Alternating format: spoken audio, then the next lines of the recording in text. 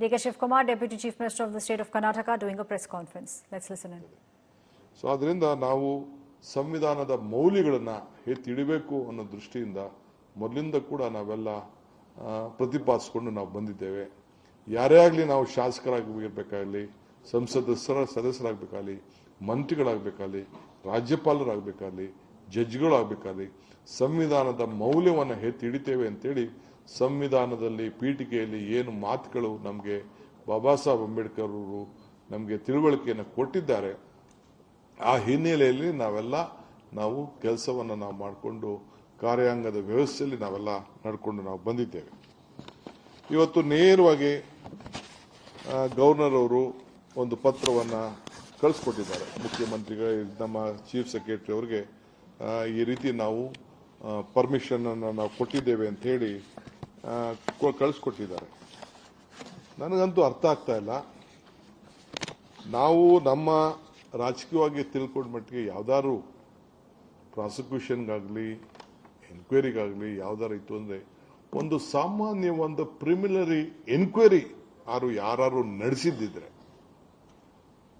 ಯಾವ್ದಾದ್ರು ಒಂದು ಎನ್ಕ್ವೈರಿ ಇಲ್ಲ ಲೋಕಾಯುಕ್ತ ಆಗಲಿ ಯಾರಾದ್ರೂ ಒಂದು ಎನ್ಕ್ವೈರಿ ನಡೆದು ಯಾವ್ದಾದ್ರು ರಿಪೋರ್ಟ್ ಏನಾದ್ರು ಬಂದಿದ್ರೆ ಆಯ್ತು, ನೀವು ಅದಕ್ಕೆ ಏನ್ ಬೇಕಾದ್ರೂ ಪ್ರಾಸಿಕ್ಯೂಷನ್ಗೆ ಒಂದು ಅವಕಾಶವನ್ನು ಕೊಡಬಹುದು ಅನ್ನೋದು. ಯಾಕೆಂದ್ರೆ ಹಿಂದೆ ಬೇಕಾದಷ್ಟು ಘಟನೆಗಳೆಲ್ಲ ನಾವು ನೋಡಿದ್ದೇವೆ. So the Deputy Chief Minister of the State of Karnataka, D.K. Shivkumar, who at the moment is holding a press conference.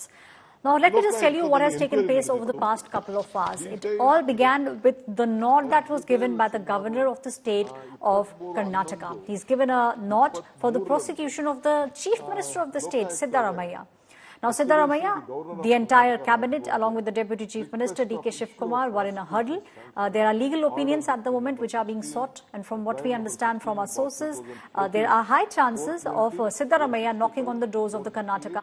409, 120B, 511, IPC, 186, 113, and 3rd PC Act 1988, and 21 and 23 of MMLD Act 1957, ST Lokayukta ಅಂತ ಹೇಳಿ ಅವರು subject ಮಾಡಿ the special investigation team Karnataka Lokayukta was constituted.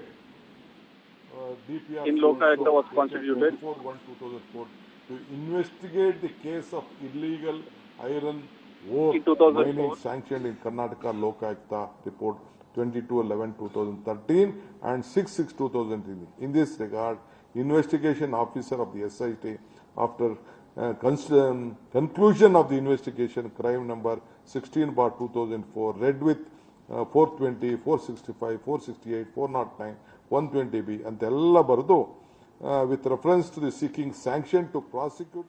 That was the Deputy Chief Minister of the State of Karnataka, D.K. Shivkumar, addressing the media with regards to the Muda scam.